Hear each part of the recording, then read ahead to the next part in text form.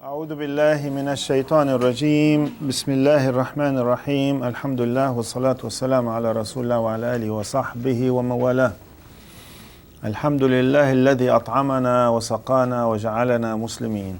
We are very grateful to Allah that Allah allowed us to eat and to drink and made us Muslims. And the more we are grateful to Allah, the more Allah will give us. وَلَإِن شَكَرْتُمْ لَأَزِيدَنَّكُمْ.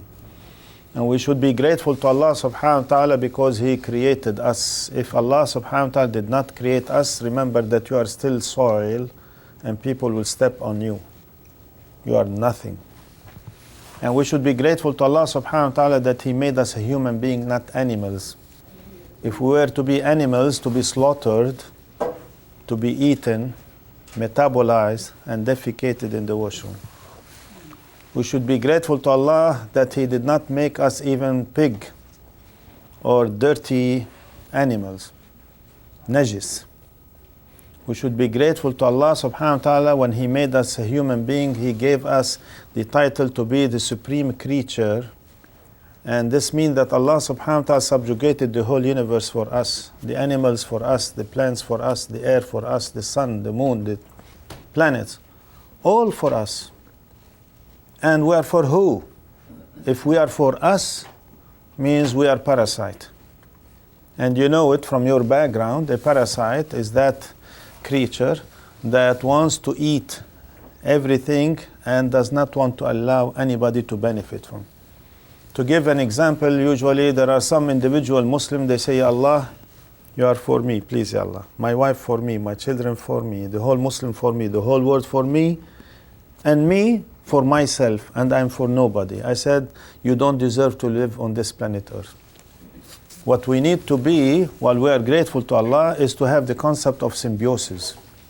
And symbiosis in biology means we benefit from each other. If we don't benefit from each other, why we are on this planet Earth? So I'm just reminding myself how much we should be grateful to Allah.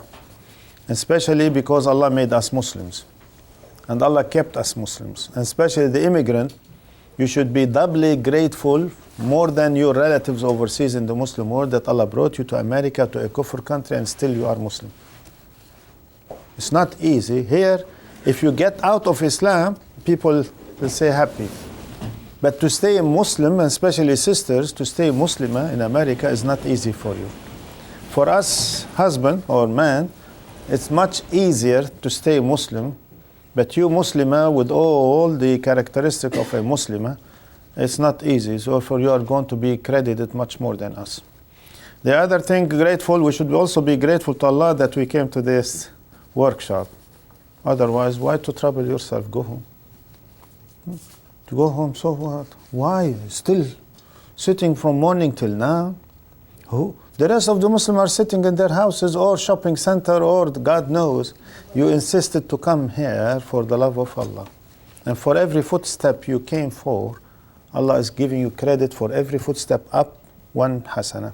Every footstep down, one mistake is being erased. How did you come? Walking, driving, and walking. Walking from the car parking to here, for every footstep. From your house to the car, but the car, the hadith say for every footstep up, for every footstep down. One hasana up, one sayyah out. But you came with 6, 4 tires and 2 feet. So you have 6 up, 6 down, inshallah. And that's what I say to the Muslims, and I mean it from the bottom of my heart. And no matter what we mean better, still Allah is better. And Allah is more generous than what we are thinking of. And the more you think of Allah being generous, He said more. Because the source of generosity from Him, the source of forgiveness from Him. Now we don't need each other's, neither money nor wealth nor anything else. What we need from you to each other is the respect. And whoever is coming with a frowning face, please, this is not the place. Rasul sallallahu alaihi wasallam told us, وَابْتِسَامُكَ فِي وَجْهِ أَخِيكَ صَدَقَةً. And to smile in the face of other Muslims is a charity from you, it's sadaqah. Now don't tell me that men and women are not supposed to smile to each other, so why we are here? Because the moment I look at any brother or sister frowning face, I think that I said something wrong, as if I insulted you to the extent I want to accuse myself and say, La hawla wa la quwwata illa billah. What did I say? But there is nothing harm of smiling. We were told, I don't know how far it is true, it takes one muscle to smile. It takes 26 muscles to frown. When you are frowning, you'll have headache, neck ache, shoulder ache. Then you want Valium, you want Advil, you want Tylenol, you want to go psychologist, psychiatrist.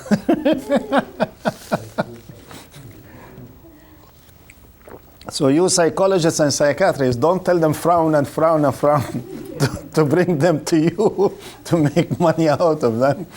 Give them happy news. They will feel happy. Believe me, a prayer, one single prayer, if one human being made a dua for you, is better than $1 million. God forbid if you have $1 million and you are sick, you cannot eat, you have diabetes, you have ulcer, you have all other sicknesses. What's the use of money? But if one human being is going to make a dua for you, believe me, it's better than 1 million. Usually I tell them in family counseling, after I finish them 2 hours, they want to leave. I said, what? You think this is free of charge? Don't you know I charge $1,000 per hour? Sure, I didn't know that. I said, because you are saying now, I have to charge you $1 million. Are you crazy? I said, no, I'm not crazy. I'll show you how you give me $1 million. Usually I give them the Salat al-Haja or Salat al-Istikhara, Salat al-Tawbah, how you wake up after midnight, before Fajr, what you should do. We'll explain it in detail, if not today, tomorrow, to you also. When I explain everything to them and they are so happy and they are ready to do it, to solve their problem. And you have to wake up 1 hour before Fajr, you know, it's not a joke. And you have to pray 12 rak'ah, it's not a joke. And you have to bring tears on your face, it's not a joke. Yes, it's easy for you, sister, but brothers, no way. And I tell them, the brother, if you cannot really bring tears on your face, nothing. In the day of judgment, don't blame anybody but yourself. Because Rasul sallallahu alaihi wasallam tells us, عينان لا تمسهما النار عين بكت من خشية الله وعين باتت تحرس في سبيل الله. 2 groups of people, their eyes, because what happened in their eye, fire, hell will never touch you. If you bring tears on your face out of love of Allah, fear and respect and humbleness to Allah, even if you deserve to enter hell, He will tell the fire, don't touch. Like Allah subhanahu wa ta'ala told to the fire for Ibrahim alayhi salam when he was dumped into the fire, He said, قُلْنَا يَا نَارُ كُونِي بَرْدًا وَسَلَامًا عَلَى إِبْرَاهِيم. Allah instructed the hellfire, the fire, to be calm and cool and peace and cool. So it's easy to cry for ladies, but please don't cry for worldly affairs. Cry for the love of Allah subhanahu wa ta'ala. And you brothers, if you don't know how to cry, send them to make Umrah and Hajj, and let them stand at the door of the Kaaba, multazim. When they are raising their hands like this, like a criminal in front of Allah, you will find yourself, you are crying without noticing, without feeling. Why I'm crying, I don't know. And the moment you bring tears, that's the best. You caught the love of Allah subhanahu wa ta'ala, and you'll never go and in hellfire because you did it once for the love of Allah. So kindly cry as much as you want. I said, you sisters, you cry regularly. For that reason, you don't have violence, you don't have high blood pressure, you don't have heart attack disease. Poor we don't know how to cry. Therefore, we have high blood pressure, we have heart attack, and we die easily and soon. For this reason, they give us life insurance, and it is not for us. Life insurance through us, but it's not for us. It's for you. They tell us, come and have life insurance. I said, for who? For me? No, you don't give it to me. I want a life insurance to go with me to the grave. Nobody gives me, except Allah subhanahu wa ta'ala. Rasul sallallahu alaihi wasallam gave us 3 life insurance, go with us to the grave. Number 1, Sadaqah Jariyah, a perpetual charity. You give me money, that's Sadaqah supposedly temporary. No, I want you to give Sadaqah perpetually till the day of judgment. Masjid is a perpetual Sadaqah. You cannot build a masjid by yourself, but you can share it together. So you can share masjid, you can share a hospital, clinic, orphanage, a masjid, anything and everything that stays after we die. Even equipment, you see? No? These equipment, after we die, they are there, still benefiting from them. That's Sadaqah Jariyah, will go with you to the grave till the day of judgment. علم ينتفع به, knowledge that people are going to benefit from you. All of you are highly educated, but your ilm in your brain, when you die, is zero. Who's going to remember you after you die? Your children? How about grandchildren? We don't know. 1,000 years from today? Imam Bukhari, up till now, his name is being mentioned 1,000 years plus 1,300 years. And everybody say radiyallahu anhu. Aisha radiyallahu anhu. Abu Huraira radiyallahu anhu. And so on and so forth. But who's going to say radiyallahu anki, sister? We don't know. Unless you build something. Ilm. Take the knowledge from your brain and put it in books or audio or video or CD or internet, world web, so as people will benefit. I don't know how to put it. Wallahi, you are highly educated. Why don't you share somebody of ilm to put your ilm in a book? As I said, give me one chapter, one article, huh? I can help you to put all of this in one book and then we publish it. But it's your business. I'm not here to commercialize it, but I'm trying to start every lecture with inspiration and then go into that, and we finish with inspiration. This is my habit in every lecture. The last, we say, صدقة جارية علم ينتفع به أو ولد صالح يدعو له. A loving child that you raise with blood and sweat. And one lady told me one more item. It's not only blood and sweat, with tears. Who will raise hands after every salat 5 times and say, رب اغفر لي ولوالدي وللمؤمنين يوم يقوم الحساب. If your boys and girls are not going to pray for you, you lost everything. Even if you have millions of dollars, money comes, money goes. But if you lose your child, biological investment, you lost everything in this world. And we have nothing left if we don't teach our children to make dua. رب اغفر لي ولوالدي وللمؤمنين يوم يقوم الحساب. Even you and me, we should say it, because our parents who are dead, if they are dead now in the grave, if we say it, angels will go to them in the grave. هنيئا لك بشرى لك. You should be happy. Your child, your daughter, your son is making dua for you. You should be happy that you raise your daughter and son, who is now you, yourself. Angel will go to them to the grave and tell them, blessed you are, you raise your children with honor and dignity, and they are making dua for you. So I hope after every salat we should say this dua, رب اغفر لي ولوالدي وللمؤمنين يوم يقوم الحساب. The do's and don'ts. We have it both, and I don't know how come we didn't have both. Now, both of you, it's not only, as you said, wife to husband, also husband to wife. Keep smiling. Do's. Put it together. It says only from wife towards her husband. Doesn't say husband towards wife. Both. It's both. But seemingly, we have 2 at that time. We didn't have, we were the last minute photocopying there and then doing this thing. But it's for both. Keeping smiling. Now, of course, this is for the wife now. Decorate yourself inside the house, not outside the house. Remember that your husband is overexposed to so many women in the street. You know it better than anyone else in America, how much your husband is under tension, psychologically, socially. Let me use also the right word, sexually. And he sees everything in a woman, and especially medical doctors. Okay? Overexposed. So if he comes to the house and he doesn't see his wife being decorated, even the cosmetic and perfume and whatnot, and if you do not open the door for him, if he ring the bell and then he open the door, hello, are you at home? He sees you later on sitting at the TV and watching the TV. So what? Doesn't care. Or still in the kitchen and you smell biryani and garlic and onion and whatnot. So what? Instead of welcoming him, honey, sweetheart, I was waiting and I was praying for Allah subhanahu wa ta'ala. Allah will send you, will make you to come safely, minute by minute. And I so much, when he hears those sweet words coming from the lips of his wife, and she is the one who is welcoming. Sometimes I go for a further step.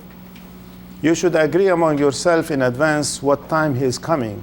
So you prepare yourself, and you should open the door for him, and you should welcome him. And let me tell more, I'm now educated and professional. And you should hug him, you should kiss him, you should put perfume, so as when he hug you and kiss you, he smell the perfume, and he feels happy, hell with those ladies that I saw in the street. This is my huri'in. You know huri'in? Huh? Many brothers are cheated. They read that ayah, Quran, huri'in. Oh Allah, you have plenty of women in paradise. No, your wife is your huri'in. My wife? I am fed up of her. She is too old for me. I want a huri'in from Jannah, not from here. I said, you tell him, yes, I am your Jannah huri'in. Sure, no way, I don't want that. Tell him what Allah says in the Quran, 2 places. هم وأزواجهم في ظلال على الأرائك متكئين. They and their wives in Jannah enjoying matrimonial. That one, not this one. No, tell him me. How come? Tell him what Allah says in the Quran. إِنَّا أَنشَأْنَاهُنَّ إِنشَاءً فَجَعَلْنَاهُنَّ أَبْكَارًا عُرُبًا أَتْرَابًا لِأَصْحَابِ الْيَمِينِ. We are going to resynthesize you, Allah subhanahu wa ta'ala says, and the hadith says you are going to come at the age of 18, virgin.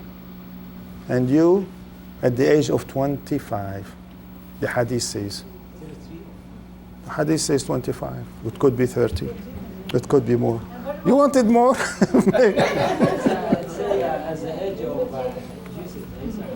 Wallah. I know. There are many hadiths. Sometimes it says so many additions to give a flavor of it. So he said, إِنَّا أَنشَأْنَاهُنَّ إِنشَاءً فَجَعَلْنَاهُ أَبْكَارًا. Abkara means virgin. عُرُبًا أَتْرَابًا, young, similar ages. لِأَصْحَابِ الْيَمِينِ, for those who are getting their book in their right hand, go to Jannah. So what do you want? Okay, brother, I have a very serious question. What about those men who have more than one wife?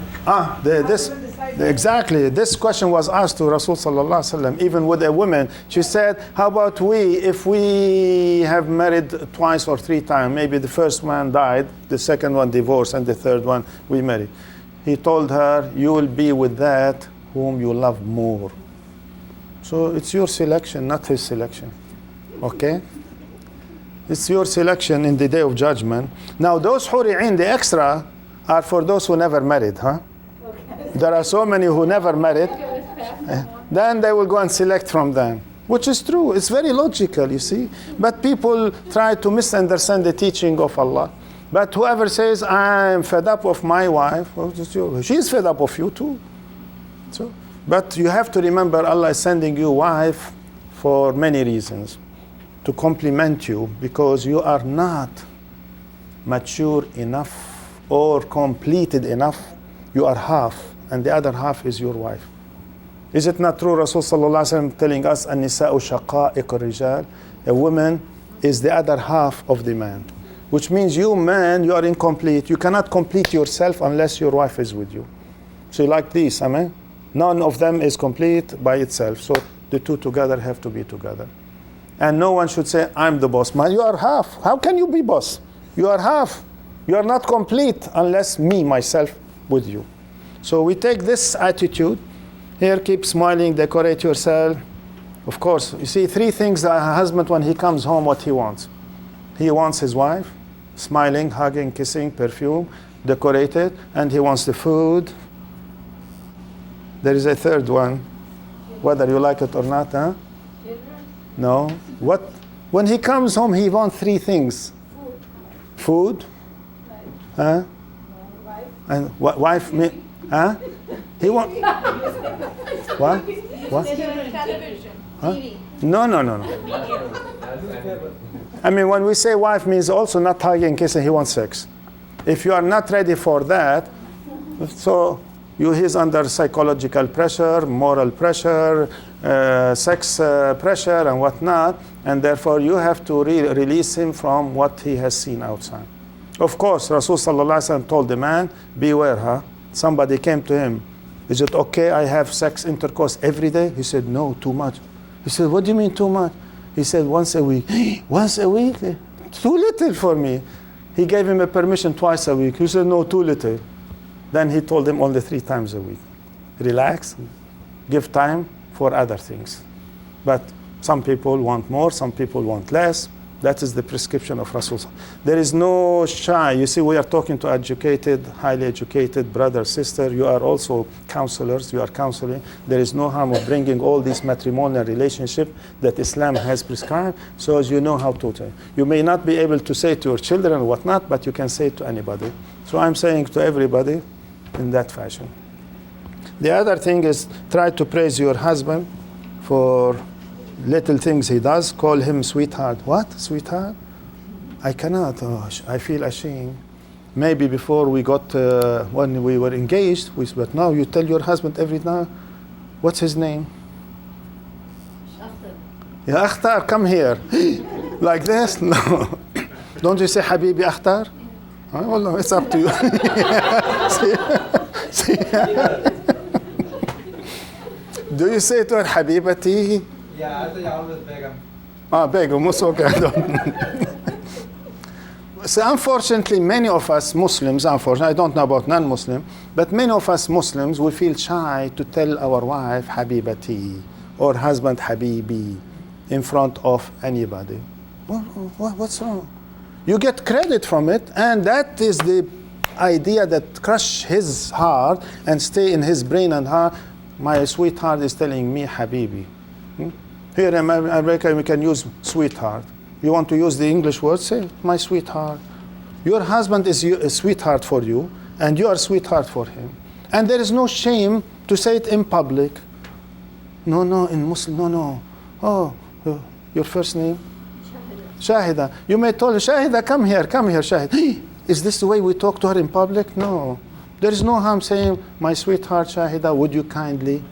Would you kindly? I'm the boss. No, you have to tell her, would you kindly? If you don't tell her, would you kindly, why should she listen to you? Even if you have a servant in your custodian or whatever, cleaning janitorial, you have to tell him, please, can you do this? But do you want the result or you want to fight? The result is, first, smiling. Third, how to talk to each other, husband, wife, to each other. And the most appealing to the inner heart, to catch her and keep her in your hand or in your heart as a sweetheart. Is it not true Allah subhanahu wa ta'ala has reminded us in the Quran in many places that your wife has been created from you for you? Not your wife, he said your spouse. Means both of you. Your husband from you for you. You are from him for him. In Surah Rum, Allah says it very clearly. وَمِنْ آيَاتِ أَنْ خَلَقَ لَكُمْ من أنفسكم أزواجا لتسكنوا إليها وجعل بينكم مودة ورحمة إن في ذلك لآيات لقوم يتفكرون. Among the miracles of Allah in you, that He created for you, from you, your own spouse, so as you can dwell in peace and tranquility. He created for you, from you, your own spouse. He didn't say for the husband or the wife. He said for both of you. Which means your husband and your wife, you are from each other, for each other. So as you can live in peace and tranquility. And you will never, ever live in peace and tranquility unless you get married. It's not easy. But we get married and we fight. I said, because you are not doing what Allah and Rasul sallallahu alaihi wasallam told us how to treat each other. So in order to live in peace and tranquility, you have to get married, number one. But you will never live in peace and tranquility inside the house unless you have these two definitions or adjectives that Allah has said it in the Quran. وَجَعَلَ بَيْنَكُمْ مَوَدَّةً. What is mawadda? Husband, wife. Is to talk to each other with a sweet tongue. Love, I love her. You have to tell her every day, honey, sweetheart, I love you. Sure. At the age of 40, 50, 60, you say to your wife, I love you. Yeah, what's so? Yes, my wife, I love you. Habibati, can you do this? Well, there is no harm. This is mawadda. Mawadda, how to approach people with love, with affection, with sympathy and concern. If you don't tell your wife that one, well, I don't blame anybody except the brother who doesn't want to crush his ego to tell his wife, my sweetheart. Yes, you have no right to tell any lady, my sweetheart. No, none of them is a sweetheart. Respected sisters, yes. But your own wife is to tell her every day that in order that she feels loving to you, still attached to you, and in her prayer she'll make special dua for you in your absence that you don't know. Mawadda. It says, رأس الحكمة مخافة الله. There is another hadith, رأس الحكمة بعد الإيمان بالله التودد إلى الناس. The climax of wisdom after believing in Allah is how to approach and talk to people. Mawadda, how to approach people in a very sweet tongue so as they can at least listen to you. You see, unfortunately now we have dictators in the whole Arab world. Yes or no? Yes. One family, I'm doing family counseling, he said, we are all that dictator in a small capacity toward our wives and our children. We are very militant, tyrant dictator against our wives and our children. For that reason, Allah brought us a big dictator to harass us in our country. Because we are dictators, so he brought us Muammar Qaddafi on one side, Saddam Hussein in the other, Hafiz Assad on the other, and everybody everywhere in the world, tyrant dictators, because we are militant tyrant dictators against our wives and against our children, so we deserve it. So, mawadda, rahmah, mercy, shura. If we don't have these, why you are married? Sex? Animals have sex? You think that for the sake of intercourse, a husband and wife only live for the sake of intercourse? We are worse than animals. Animals have love toward each other, yes or no? Don't you see two cocks are fighting? Why? Two cocks. Have you lived on a farm? You see cocks are fighting or not? Why? I don't know.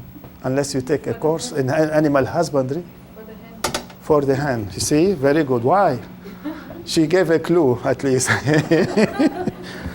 When a cock has his wives, he will never tolerate to see another cock approaching his wife. This is my wife, and this is my wife, and this is my wife, and this is my wife, because he has lots of wives. And in the Bible, in the Torah, there is no limit for wives, by the way.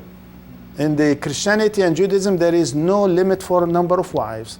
The only religion that has limited the number of wives is Islam.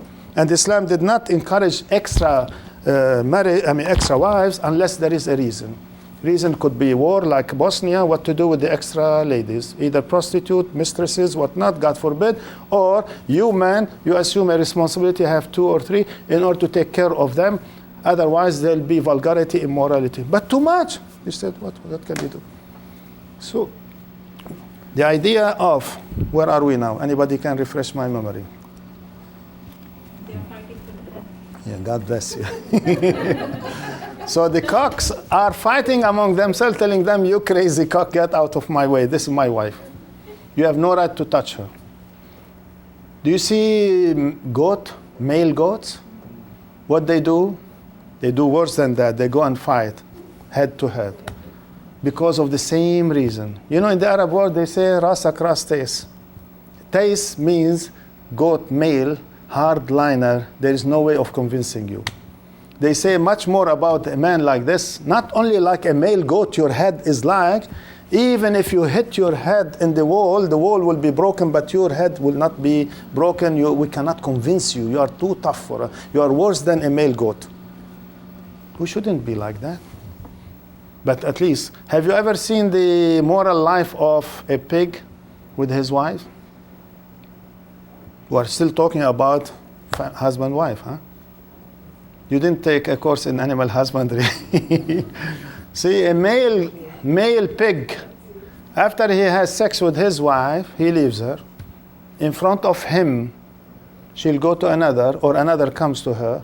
She doesn't mind, and the husband doesn't mind to see her in front of his eye, mating another male pig in front of him. So what? I have sex with her, let another enjoy her in front of him.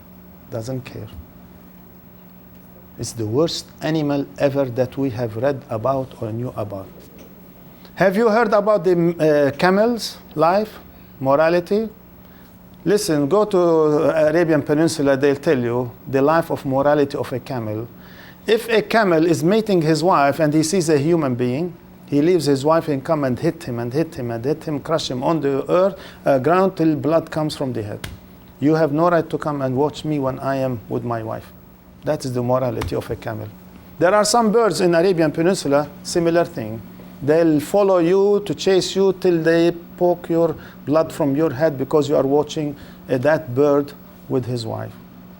Have you heard about the WASP society in America? WASP, what was WASP?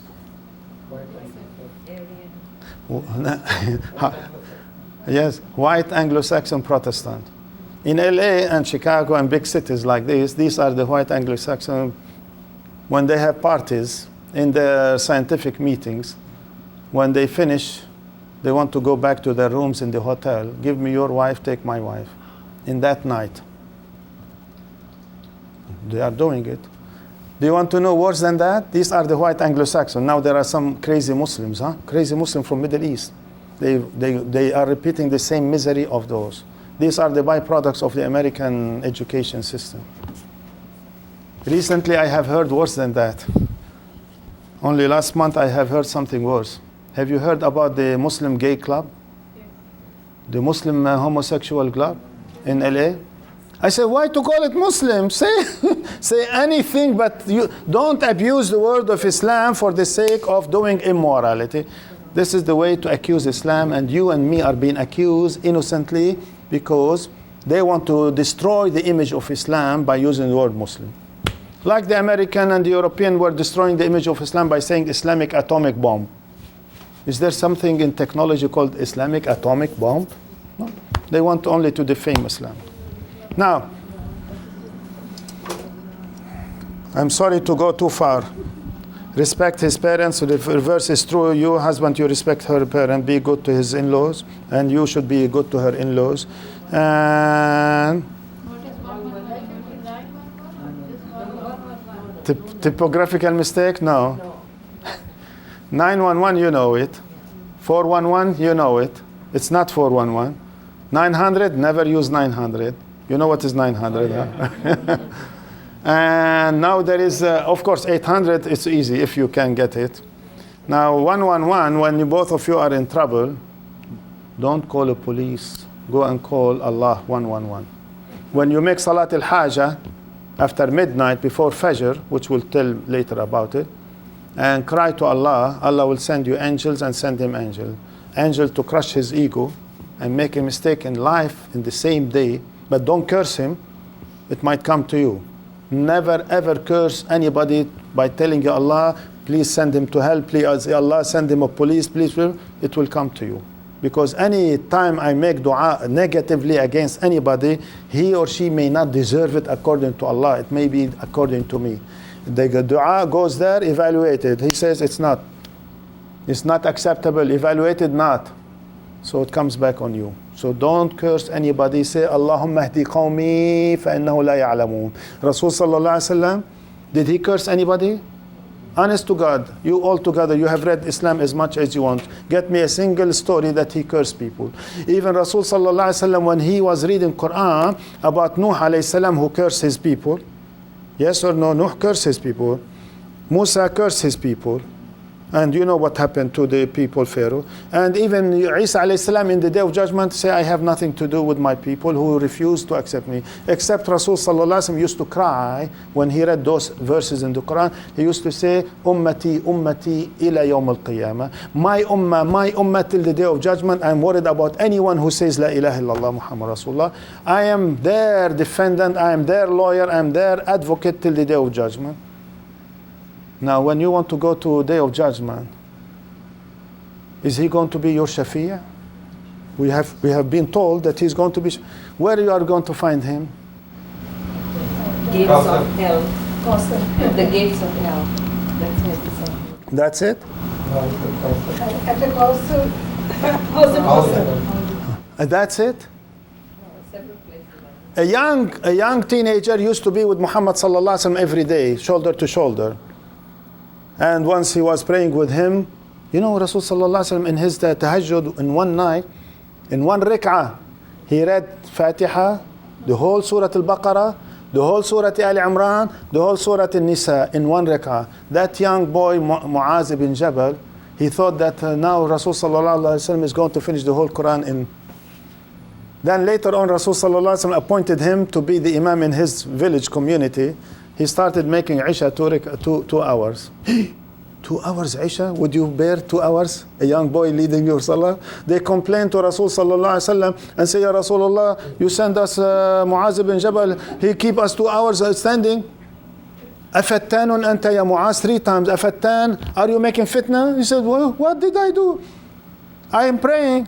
He said, 2 hours you praying Isha? He said, Ya Rasulullah, you read this and this and this the whole night, half a night with 1 rak'ah. He said, listen, when you pray as an imam with everybody, old, young, man, woman, sick, healthy, be considerate. When you are by yourself, tahajjud, you want to do what I did, do. And this is good wisdom for all of us. That Muaz ibn Jabal said, Ya Rasulullah, you are going to be shafi' for us. Where are we going to find you among the whole ummah of Islam? Not billions. Now we have 1.4 billion, huh? How about from day one till the day of judgment? He said, you will look for me in 3 places because I'm worried about everybody. And I want to go and then take care of this, take care of this, take care of jumping from place to place to take care. Either you go to Mizan, everybody is waiting for turn. How long you are going to wait for your turn?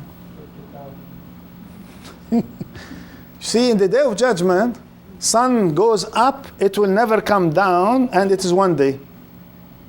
Either 1,000 years or 50,000 years. In Quran, وَإِنَّ يَوْمًا عِنْدَ رَبِّكَ كَأَلْفِ سَنَةٍ مِمَّا تَعُدُّونَ. One day in the book of Allah equal 1,000 years. In another ayah there is تَعْرُجُ الْمَلَائِكَةُ وَالرُّوحُ إِلَيْهِ فِي يَوْمٍ كَانَ مِقْدَارُ 50,000 سنة. 50,000 years. Are you ready to wait 50,000 years? Under the sun? Barefooted? And how far the sun? Now it's 92,870,000. In the day of judgment it's 1 mile only. 1 mile, and we want to wait for 1,000 years to 50,000 years, and you'll be sweating and crying and whatnot. And like a drunken, in Surah Al-Hajj it says that everyone, if you are nursing your baby, you dump. If you are pregnant, you have miscarriage. And all of you are in a state of drunkenness, but none of you is drunk. Of the awfulness of the day of judgment. But luckily, he said, نَحْنُ الْآخِرُونَ وَالْأَوَّلُونَ. We are the last to receive Qur'an, book from Allah, and we are the first to be judged by Allah. Is it good or not? Is it good to be judged, number one? While the whole people of the world are waiting for their turn, and the sun will never set till everybody is being judged. So he said, you will locate me at one of these 3 places. I'm looking for every Muslim who says, La ilaha illallah Muhammad. Mizan. Number 1. Then people are sweating. Not everybody is going to be covered with the shadow of Allah subhanahu wa ta'ala unless you are one of the 7. If you are one of the 7 groups of people, then Allah will cover you with His arsh, so the sun will not hit you. You will not be sweating. He said, I have to go and give sip of water from Ma'i Kawthar for people not to be thirsty and not to be sweating. Then I have to jump to Sirati Mustaqim. Sirati Mustaqim, it's as thin as a hair, you want to walk on it, or a freeway, walking on it. And even on Sirati Mustaqim, there are 7 stops by angels to stop you. What's your name? Suraya? Let me find out if it is true. Bonafide, you are the daughter of father so-and-so, mother so-and-so, you are the wife of so-and-so, you are the mother of so-and-so. Okay. Step another. You find another group of angels stopping you. Who are you? Are you Muslimah? Are you coming? Show me your passport, which is the book to enter Jannah. You might have sneaked, God forbid. There are 7 stops even on the door to Jannah, on Sirati Mustaqim. Hopefully when you reach the door of Jannah, you find it locked. You have to open it. How can you open the door of Jannah to enter? Secret, there is a secret code. Who said it? Yes, al-kalima, la ilaha illallah Muhammad Rasulullah, that's a secret. Then the door of Jannah will open for you and close behind you. So I'm saying there are so many beautiful information. We have to talk about the day of judgment. All of us in American society, we talk only worldly affairs. Rarely we talk about the hereafter. This is x over infinity, we live here. Yes or no? X over infinity reaches 0. True or not, from arithmetic point of view? So x over infinity reaches 0. Live as long as you want. Your life on this planet Earth means 0. to the life of hereafter. Enjoy life as much as you want on this planet. The enjoyment of life on this planet to Jannah is zero. You tell me, well, I'm persecuted, I'm tortured, I'm being beaten, I have no money, I have every crisis of the world is upon you. I said, wait a minute. All this concerning to hell is nothing. قُلْ نَارُ جَهَنَّمْ أَشَدُّ حَرًّا لَوْ كَانُوا يَعْلَمُونَ. Even the hell fire there is worse than any hell here. So what I need from all of us is to prepare ourselves to meet Allah subhanahu wa ta'ala. So Rasul sallallahu alayhi wa sallam, so we call 911 Allah to help us. And then make good surprise for him and you also for her. Husband, make also good surprises for her. Teach each other indirectly. Don't say do this or do that. Or both of you, instead of asking each other, do this. Honey, sweetheart, is it okay if I do this? It's difficult for you, husband, to say to your sweetheart, is it okay to do this? Is it okay? No way, you should do it. Well, the moment you tell her you should do it, you lost her respect in her heart. Maybe she shows it publicly, but in her heart, no respect. But when you say, honey, sweetheart, is it okay I will do this? Wallah, she loves you more and more. You are asking, say yes, I'm half, you are the half. When you talk that language to each other, husband, wife, you feel really stuck to each other intimately to the day of judgment. Inform both of you. Husband should never say to his wife, don't ask me where I go. He leaves the house after dinner. Where are you going? It's not your business. No, you have to tell her where you are going. And even when you are out, there is no harm taking the phone and call her and make sure. And especially if you are out of town. Huh? This is, I was given by force only last week or so. Although I can use public telephone, you know. But still, they want me wherever I go, call. And this is what I call. I call usually without this one from the airport. Every place I go to public telephone. But now at least I have one. Not only I tell them if everything okay, I want to make sure that they are okay. When you husband call your wife on a regular basis, 2-3 times a day, it's worth it. It's nothing, everything they tell you is okay. No, I'm concerned about you. Especially in America, you husband should be more concerned for your wife and children than anywhere else in the world. Anything can happen. Fire can take place on the, or car accident might happen. And so many things might happen in America. Therefore, one has to be in touch with his family on a regular basis. And then the family will feel happy, mashallah, he's concerned about me. The other thing is, now both of you, I usually say it, the family that pray together, America, the family that eat together, stay together. I said no. The family that pray together, eat together, go to the masjid together, and make Umrah and Hajj together, and come here together, they stay together. Where is your husband? Where is your husband? I'm not blaming you, I'm saying. Call him to come. How about your husband? He's with the children. Okay, babysitting, you're lucky. And you know what I'm saying? It helps tremendously when both husband and wife come to the masjid, hearing the same lecture. Many times they send the wife to the masjid and he goes somewhere else. And you understand, or the reverse may happen, but majority go to any masjid, you see the masjid is full with sisters and the brothers are not there. I know enough. What do you know? You know nothing. Now like this, I mean, whatever we are. Now you and your husband, you go home at least on the same level, you discuss both things, you try to correct each other, correct me, whatnot. But when you go, he will say, what? H-E-L-L with Ahmad Sakr, don't attend to him in the future. He confused you, he agitated you, he made you enemy to me, all these things. Oh, see? Because he did not. I'm not saying you personally, don't misunderstand. I respect you, Ahmad. The same thing. Anyone who came without his wife, or wife come without her husband, this is what's going to happen. Break in the mentality, in the approach, in the understanding. And even you wives, you go and tell your husband all the nice things. Say, you understand better than me. I'm your husband. I know better than the whole muftis of the whole world. Most of our brothers have that type of attitude. Most of our brothers, even when we come to make family counseling, She comes. He doesn't want to come. Please tell him to come. No, he doesn't want. We'll tell you how to handle it, reverse psychology. You are psychologists, but you have to use the reverse psychology in the Islamic. I mean, many times, he doesn't want to come. She calls me on the phone, she stays half an hour. I said, please, now when you close the phone, never ever tell him that you called me. And never tell him that you tell me what you told me. Otherwise, he's going to be enemy to you and enemy to me. He will never listen to me. He will never listen to you. He will tell you, you already spoiled my reputation to the crazy man. Come on. And he'll start agitating himself against you, against me. Type, what should I say? You know, listen to me what I say to her. Please tell him, I tried to reach Ahmad Sakr to talk to him. He refused to talk to me. Yeah, why? Ahmad Sakr doesn't talk to women without their husband. Without their mahram. See how psychology, we play it on him? So please, honey, sweetheart, because you man, he's man, you are two men on me. And since he doesn't want to talk to me without you, why? He says no. Okay, no, I will not. I have so many cases like this. Okay, I say, okay.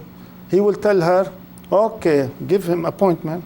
He will ask her, go and take appointment from him. She comes and she says, appointment. When do you want to give us appointment? I say, go back to him. Say, Ahmad Sakr doesn't give appointment to ladies. You said, I'm not boyfriend, girlfriend, I haven't dating. I tell him like this. This is the psychology that you really hit his heart, his mind, to crush his ego, to come and talk man to man. I said, tell him Ahmad Sakr does not give appointment through ladies or to ladies.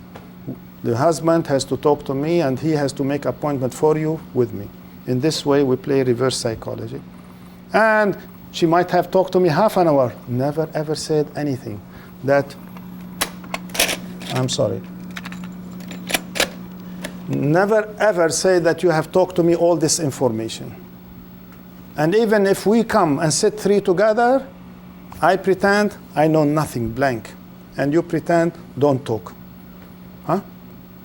Keep silent all the time. Let him talk as much as he wants. We pretend I know nothing. In order to absorb him. Because if I'm going to charge him, she told me, wallah, he goes and fight with her. Whether he's Muslim or not Muslim, whether he's praying or not praying, he will do this, unfortunately, to his wife. So this part of we'll come to it, how to handle reverse psychology with crazy husbands. Don't worry, brothers. I said crazy husbands, so don't worry. Because I have 90% of the crises are men. Very few cases are women. And I have seen some of the crises from women worse than men. We can share some of these later on. Now this idea of being imam. Dr. Muzaffar, don't you have boys in your family?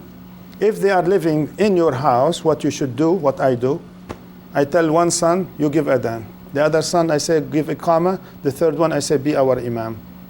It's not enough that I, as a father, be imam as a role model to my wife and children. I want my children to feel what does it mean to be imam. Do you see, when you give prestige to your son that he is your leader now, father, be back. Me, frontliner. I say Allahu Akbar, you follow me. You cannot supersede me. When you teach this to the children, to give them that sense of leadership in the family, means the father is not a dictatorship as we hear it. He's like one of us.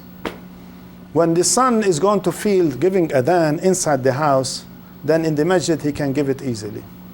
Many of them give adhan inside the house, but they are scared to give it in the masjid. Well, they have no courage because you did not encourage them. And in order to make your children leaders in the community, you have to test them inside the house before you give them that. Many times, people who visit us at home, we have an unwritten policy. Whoever visits us in our house, you have to be our imam. Whether you like it or not, Dr. Muzaffar. Since I know you much more than anyone else and longer than, I hope nobody feels bad about it. But I'm saying I can quote any number of them. I have seen people in Chicago and in LA, when they come and pray, they don't know how to read Quran. They make mistakes in Fatiha, they eat some of it. And they don't know how many rak'ah. Is it 3 rak'ah maghrib or 2 rak'ah? Is Zuhr loud or silent? Is Zuhr 4 rak'ah or 2? a good number of fathers. I ask myself, don't you know how to pray? Haven't you led the salat for your family? No. Somebody in Chicago, he said, never I led salat with my family and children. What? How your children are going to be raised as Muslims in the house when you never led salat with your wife and children? How do you want your children and your wife to look at you as a role model when you are not a leader to your community, except a dictator like Saddam Hussein? So the idea is that we have to be, and request is to be with the children, both of you. Most of our husbands, unfortunately, they don't play, they don't even be with the children. You take care of children, not me. Oh, yes, sister. How would this work for women who are working more hours than men? My respect for sisters and husband, which is more important for you, your career or your family? So. Yeah, but in some circumstances, women are more educated than men, or they are more talented than men, and out of necessity they have to work. Then the husband has to act also, work it as a babysitter, as a housewife, man activity, because of the situation. Suppose you accepted a man who is less educated than you, and you are the professional sister in the society, and you are so-called the money earning with blood and sweat. So he has to understand that, therefore, he has to help you. Is it not true Rasul Sallallahu Alaihi Wasallam used to help his wife? His wife Khadija brought all the money. He didn't marry her because of money, because Allah wants him to marry that girl, that lady, in order that she will release him from the responsibility of earning the money in order to make the da'wah. How many of us sisters will tell your husband, we don't need more money, we can earn still little by little, I want you to go and be da'wah. Retire from your job, Dr. Akhtar, and your wife will continue to earn the money, and you come with me and travel with me every week from state to state and from country to country in the field of da'wah. And the blessing goes to you that you allowed him to do this. But how many will do this? Khadija did it, you see. She told him, devote your time for da'wah, don't worry about money and whatnot. But he helped her inside the house. Your husband, I don't know, remember him now, but I'm saying, whoever is your husband, at least has to understand that he has to help you as much as you help. It's a complementary situation. Financial on one side, love on the other side, house activities on the other side, children on the other side. It's a complementary activity. Yes? They still want to be the dictators. Wallah, he sent them to me to show them how to be slaves to you. But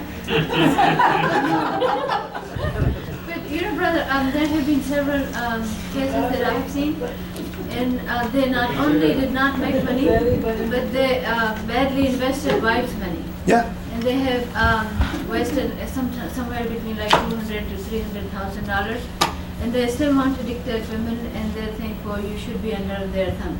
Why? Why in the world they act like this? Do you have an answer? No, I don't. I have an answer for you. What? It's the culture. Lack of Islamic. Oh, a culture only? Or his mother did not know how to crush his ego. Is it not true in the Muslim world? Is it not true? Take it seriously, all of us, Arabs or Indo-Pakistanis. Is it not true the girls are being crushed in the house to do all the house activity while the boys are roaming around, playing around and whatnot? Oh, that's the worst thing that the mothers have done with their boys. I mean, may Allah bless my mother. She kept me at home, doing all the house activities like a girl. And you know, in the old country, in my age, when we are children, we have no electricity. We have no, what you call it, dishwasher and laundry and refrigerator. We had to do all the laundry with our hand, and the dishwasher with our hand, and the house cleaning, everything with our hand. Even the bread, we have to take the, the wheat and do all the dough and then bake it in our hand. All the beds and everything we have in our hand, and we have to do everything like this, like a girl inside the house. I was number 3 in the family. Why she didn't use the first boy or the second boy or the third boy? I mean, at the end, she had 12 children. I was number 3. But alhamdulillah, I know how to handle myself by myself. And now, alhamdulillah, I don't brag about it. Anytime we are at home, I go to the kitchen, help her, bring to the table, put the food, and then when finished, put back in the kitchen and whatnot. And I feel happy. In the masjid, I go and then clean the toilets. I don't mind. I do vacuuming. I do everything. I do it because I love Allah. I want the house of Allah to be clean, spick and span. When it is not smell, I spray. Something of that nature. Now go to the masjid. Honest to God, you want to know whether a Muslim is clean or not in the house?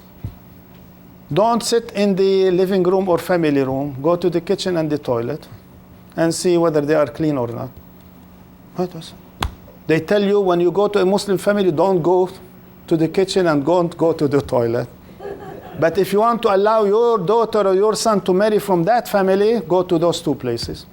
To the kitchen and to the toilet and see whether you deserve your daughter to marry such a son from such a family. Because these are the two places of cleanliness. But in the masajid, go to the toilet. What do you do? Huh? Brother Khalil, what do you do? You take off your up and you are afraid the najasa. Unfortunately, we don't know how to do cleaning. Is it okay now? The don'ts, same both of us. Never complain both to each other. Means you, husband, when you come home, don't complain to your wife, how come the house is not clean?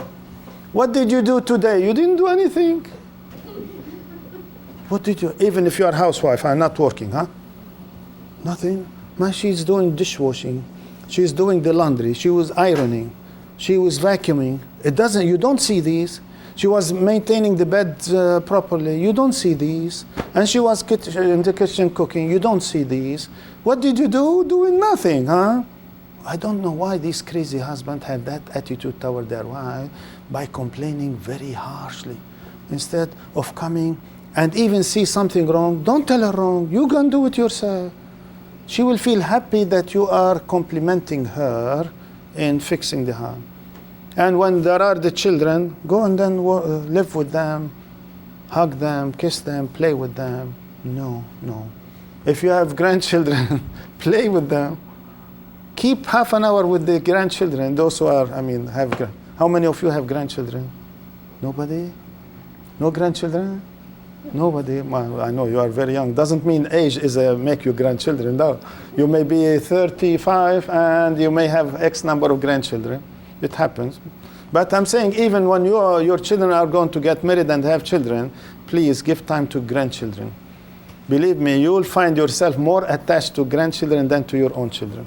It's a well-known proverb in the whole world, especially among Muslims, that you are going to love your grandchildren much more than your own children. I don't know why. It's a human psychology whereby the best life to live longer when you see the whole life cycle has turned into your hand. As a baby yourself, teenager, got married, have children, your children got married, have children, now the life cycle is complete for you. Then you feel happy. But to be great-grandchildren, a great-grandfather is the utmost that really, sometimes we have people in the Muslim world, they have seen great-grandchildren. But alhamdulillah. Now the same thing, never shout, never yell to each other, never compare her or him with others. Both of you, don't say. The only trouble of comparing, he says to her, well, your food is not as good as my mother's food. Go to your mother back. Who told you I'm comparing my food with your mother's food? Or bring my mother, which is your mother-in-law, to live with us. My mother has prepared food for years and years. Me, young girl, and getting married to you, I'm learning how to fix the food. You tell me it's not as delicious as my mother, so what can I do?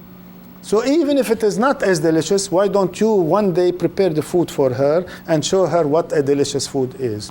Maybe she will tell you also the same thing is not delicious for me. It's the same thing, a human nature. No. Never call each other with your first name without adding that word of sweetheart. It's not easy, Habibi or Habibati. Up to you, I don't know. I have said it to so many, but people tell me it's too much for us to say. I said, well, if it is for your own wife, it's difficult to say Habibati.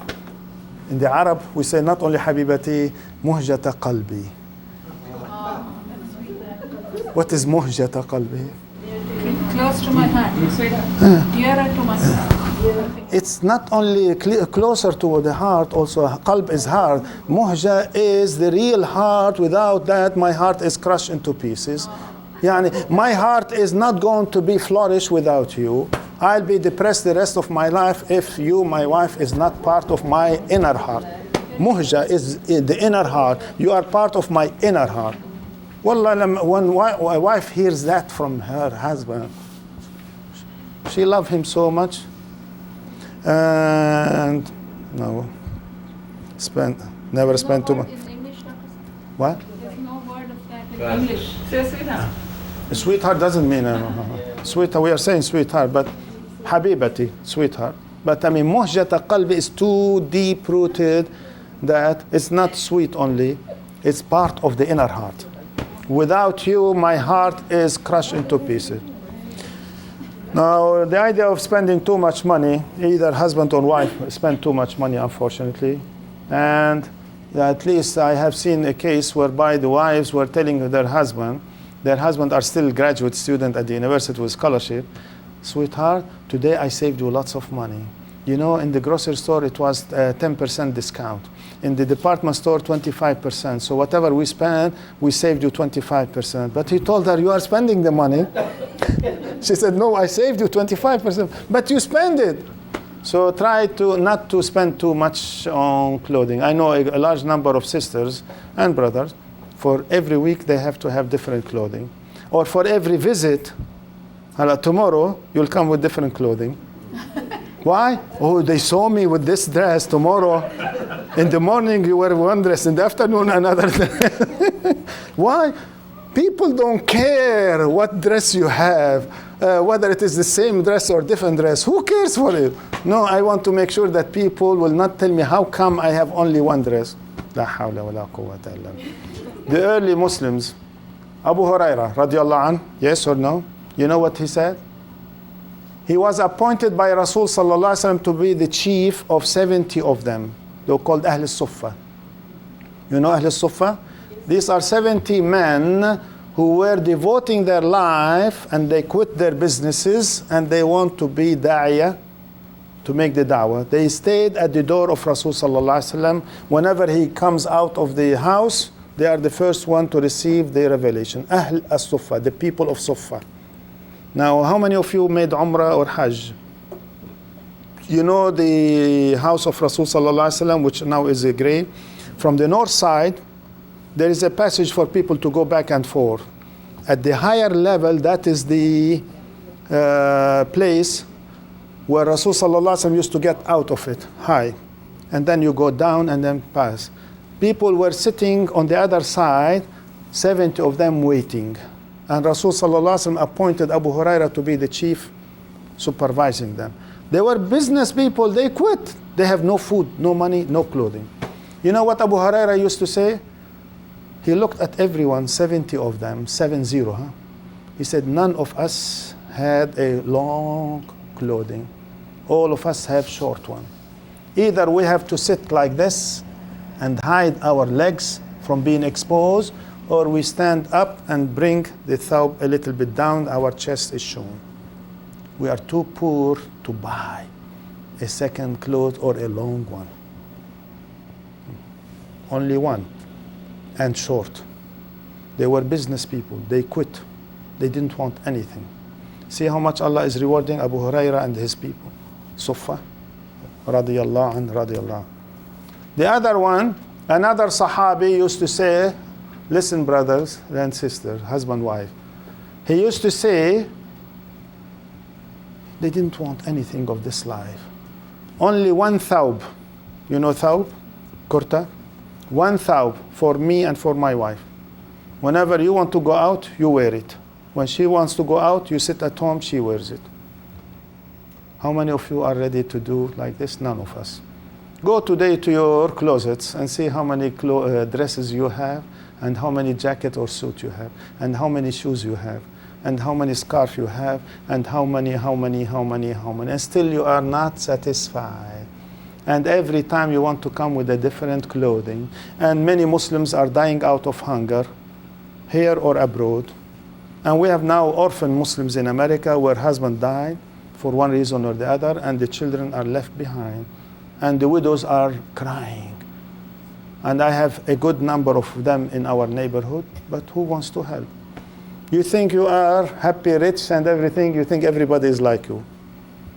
But when you come and see the misery of others, I didn't know there are Muslims. Many times Muslims tell me, is there any needy Muslims in America? I said, of course we have. They never saw it because they are not in the field of da'wah or the field of family counseling or otherwise. And therefore they think they are in their palaces. The other thing that, same thing, sometimes it happens that wives hide money. You know why? They steal money from husband and hide it. You know why? Because he is stingy and a miser. He doesn't want, so she has to do this. I don't blame her. But it's haram, it's haram, it's haram, haram. Both are haram. You see, the moment you start be stingy on your wife, she has to save her life in the future. If you give everything in her name, khalas, you save everything for you. Give the account for your wife and tell your wife, take care of everything. I don't care for all the money that comes into the house or in the bank or whatnot you are handling. I'm not responsible for the financial situation of the family. You are responsible. Leave me alone for something else. You live peacefully, but tell her, please don't bankrupt us and put us in bankruptcy. You are responsible for everything. If any problem, let me know. Let me be kept busy in the da'wah and you take care of that. It's not easy for any husband to do this. Huh? Is it easy? At least somebody make like this. How about, is it easy? Huh? It's not easy. But believe me, if you reach that level and you tell your Rabb, believe me, she will save every penny for you. She will make sure that nothing will be away. But if you do otherwise, you are in trouble. Now, the other thing that, since we are talking husband-wife, later on we'll talk about the in-laws, but you have to make sure if anyone of your family, father, mother is alive, you are responsible to encourage her to send money from your pocket, not her pocket, from your budget, not from her budget, and even from her budget to her mother and father. And don't tell him not to send to his father and mother. And both of you have to help your in-laws, since we are in the family husband-wife now. But even, you see, the more you help your in-laws financially, the better off. Even they are multi-millionaire. Send them a gift from here to Pakistan, to India, to Egypt, or to anywhere else, even $50 or $100, they'll love it very much. They'll make dua for you that Allah will bless you. But to be stingy, she is going to steal from you, and you are going to hide from her, and you find out when Israel comes to us, we lost everything. So the idea of helping each other. Now the other thing, we'll talk later about in-laws. Not every mother-in-law is a troublemaker. Some of them are troubleshooter. Yeah, you know the difference. I mean, some of them really are troubleshooter. When you are in trouble, they help you. But others are troublemaker. We'll talk later with the in-laws. Now, if anybody makes a mistake, or never tell him he should cook or clean the house, neither one should say to the other. Both of you work together as Rasul sallallahu alaihi wasallam did. Never argue or point his or her mistake. You know, unfortunately, many of us, husband, egoistic. No, egoistic, plus dictatorship. I don't know why. As I told you a few minutes ago, Allah sent us Saddam Hussein and Assad and Muammar Gaddafi and everyone because we are like that. And therefore, if you try to argue about his or her mistake, everybody is going to argue. You are more educated than your husband, supposedly. No. I said supposedly. I said supposedly. You are more educated than your husband, supposedly. Supposedly. You are a medical doctor? Yes? Yes or no? Your husband is an engineer? Yes. So, don't misunderstand. I'm just using it as a... Even that, if you are going to show him that I am better in a way, or I'm more educated than you because I'm an MD, you are an engineer, you lost him. Husband-wife relationship is not the degrees, not the knowledge that you know, not the age even. Even if your husband is older or younger, even if he's younger, he's not going to accept from you anything that you are going to accuse him with, that he's less than you. If you want to earn him, boast his ego. Even if he is less than you, boast his ego. Tell him, without you, honey, sweetheart, I'm nothing. It's a sentence. Are you losing if you tell him like this? No. Tell him, I'm very grateful to Allah that Allah sent me you as a husband to me. Even if he's bad, he's going to improve little by little. Deep in his heart, when he goes by himself, if he has 1% sense of respect to himself, he said, if my wife is telling all this about me, I should be grateful to Allah I have such a wife. And he will improve his relationship with his wife. But to argue, no. To find mistakes, no. Even if she makes mistake, don't tell her, how could you dare to make such a mistake? Her ego, her shaitan will come to her at that moment. That is the loophole of shaitan. Loophole of shaitan, he's waiting for a moment that you hear from him or he hears from you a sentence. Shaitan will come to, see what she said, see what he said, and then you start fighting among yourselves. See, never lecture to each other. Even you know better. Tell him, you know, I took this course. I'm a psychologist. You are what? You are an engineer. I want to teach you psychology. You lose him completely. Even your son, if you tell him, I'm a psychologist, I want to teach you what is psychology. Tell you, Mom, you want to teach me psychology? Go and teach it somewhere else, not to me. Even your sons and daughter will tell you that. And therefore, the other thing, never, ever, ever talk to each other with logic. Yeah, you are educated and he is educated, yes or no? I said, husband, wife, family relation, no logic. Would you know what is logic? I'll ask you a question. You answer me in a fast sentence, doesn't need thinking. 1 + 1? 2 - 2? So both of you are failure in your family relation, God forbid. 100%. I know you're successful, but I'm saying, if you use the idea of 1 + 1 to each other, husband, wife, is equal to 2? 0. Never ever talk to each other, a family, except the concept of love and affection, sympathy, concern, and shura. Honey, sweetheart, is it okay to do this? Is it not okay to do this? But to say, he made a mistake, you tell him, don't you know this is a mistake and this is not the truth? His shaitan loophole come to him to harass you. Don't you know I know better than you? He shout. It's not he. His shaitan is shouting at you. So never ever talk logic, even if he's wrong. Don't tell him you are wrong. Then shaitan comes and harass you. So 1 + 1 can be equal to 3, 4, 500, 100. Who cares? You think if he's out of his mind, you think if he's out of his mind, your whole world is going to worry about his mistake? No one. The only one to worry you. And you are to correct him. His shaitan comes to you to harass you. So you are in trouble. So let him talk illogical 1 hour, 2 hours. Who cares? Put it in the garbage without telling him. Means all what you are saying nonsense in the garbage. I don't care. But don't tell him I don't care. I'm in the garbage. You'll be in trouble. Tell him. I mean, let him talk nonsense. Yes. So what? But isn't that a lie? Like he's saying on. Is it not true? Rasul sallallahu alaihi wasallam told us for family ties and relationship there is no harm to lie to each other in order to keep them together. Because shaitan comes to you. What can I do? Who told you to allow shaitan to enter to your house? I said, shaitan, enter your house, as I said 1 hour ago or half hour ago. Either we don't pray 5 times a day, or we don't read Qur'an, and we don't read those Surah Ayatul Kursi and the others and the other. And when we enter, we didn't say, A'udhu Billahi Minash Shaitan Rajim. And when we enter the house, we did not say, Assalamu alayna wa ala ibadillahi salihin, to the angels who are taking care of my house. And all the good things I'm not practicing, so shaitan is inside my house. So there is no harm of lying to your husband or the husband to the wife in order to keep peace for the time being. And Rasul sallallahu alaihi wasallam gave us that permission because in order to make family counseling and arbitration and reconciliation and whatnot, there is no harm at that moment only.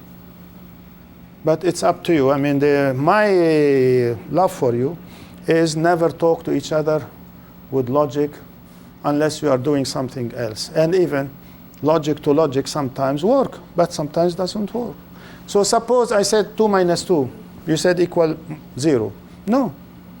Suppose there was an argument between you and your husband, and then later on you told him, I forgive you.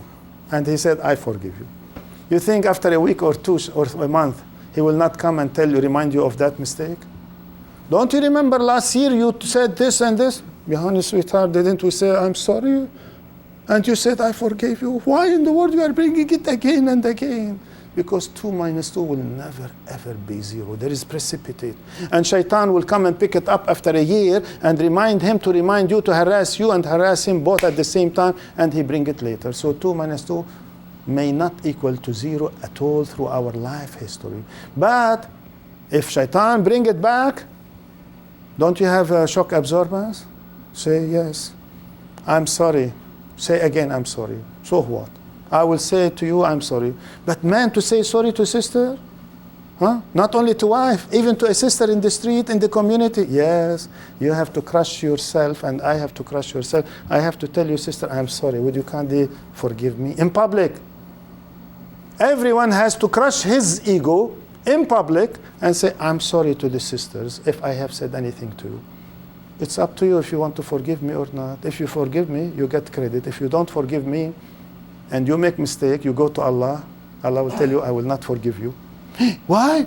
So because you did not forgive Dr. Sakr. No? 1 for 1. You go and forgive him, I'll forgive you. See, in this way, I try to help myself and help everybody. Both parties have to be humble and crush their ego in front of Allah subhanahu. I'm sorry to we kept you too much on this idea.